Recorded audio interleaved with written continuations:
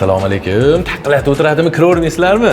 Bu o'sha 3 xonalik xonadonimiz. Shundoq liftdan chiqishda o'ng qo'lda joylashgan va chap qo'lda joylashgan bo'ladi. Kirishingizda mana shunday keng, uzun mehmonxona, yangi O'zbekiston massifiga qaragan qismi va mehmonxonadan chiqishimiz bilan shundoqqina chapga burilamiz. Ko'ryapsizlar, holi ham juda ham keng va bu yerda yotoqxona. Bu bolalar yotoqxonasi. Sababi hozir aytib o'taman. Bu yerda esa oshxona.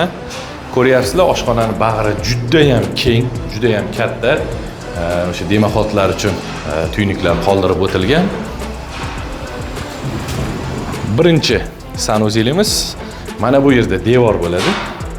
Birinchi sanuzel, ya'ni juda ham keng ichi. Mana bu esa endi ota-onalar yotoqxonasi. Sababi alohida o'zini sanuzeli bor. Juda ham ixchamgina.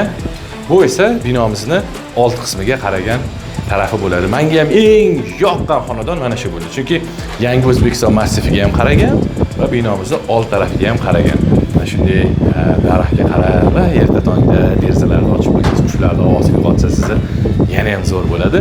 Bu 3 xonalik xonadonimiz. Kimga qiziq bo'lsa, bemalol mana shu raqamlarga murojaat qilishingiz mumkin.